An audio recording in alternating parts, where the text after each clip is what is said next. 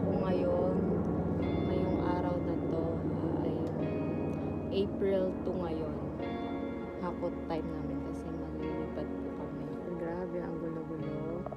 Ngayon, dahil nililigpit na namin itong mga gamit papunta dun sa kabila. Kaya yan, itong Alam niyo po, ang hirap po talagang maglipat ng may baby. Kasi nandyan yung iiyak siya at hindi ka makagalaw.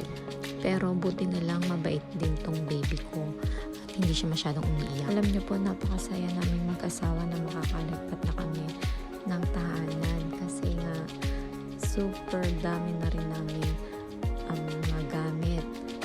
Kaya, super sikip na din dito sa aming apartment. Finally, nakahanap na kami ng maayos-ayos na tirahan. Feeling namin super blessed kami kasi dumating sa amin yung point na ganito.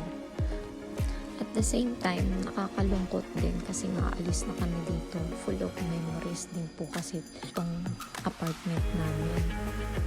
Super nalungkot din tong panganay ko na si Mitski dahil aalis naman kami dito. Full of memories talaga po kasi at dami niya na rin kilala dito sa Kumaki. Hajimete no ie.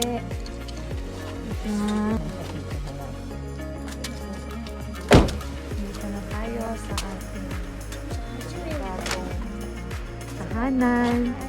Magaan na tayo ng oharay. Hindi ako maghahugin kan dyan na ito dami na.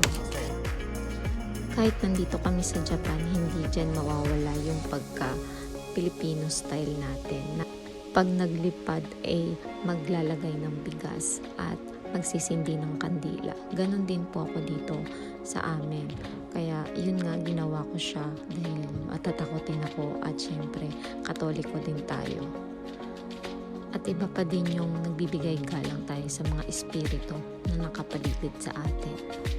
Ayan, hanggang dito na lang po ang aking video at patuloy pa rin ang aming paghahakot paunti-unti. Kaya super nagpapasalamat po kami sa mga tumulong sa amin. Bye!